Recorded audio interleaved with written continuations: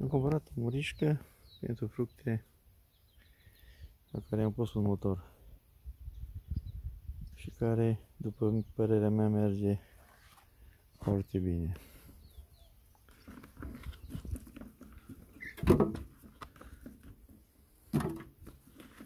Dacă era să o fac eu, mi-era mult mai scump.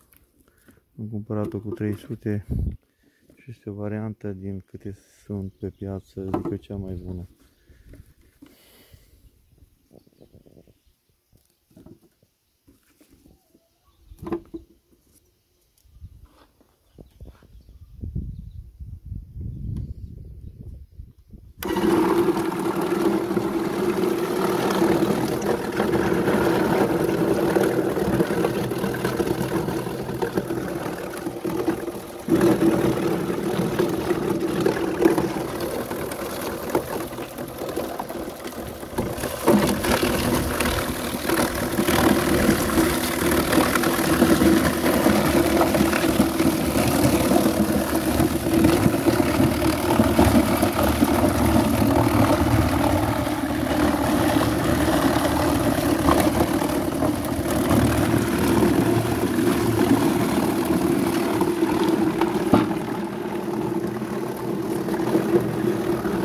Este un motoraj mic de 0,27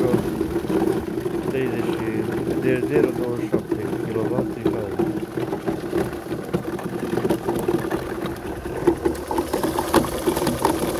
și swing-up.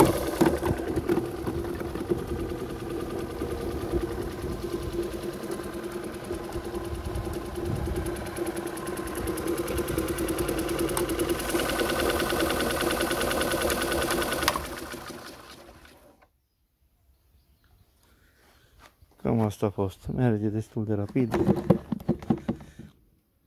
Cumpărată, cum am spus, la un preț de 300 de lei.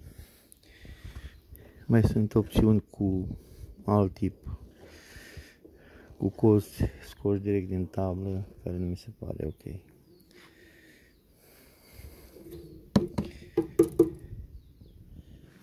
Cam asta a fost cu murișca de fructe.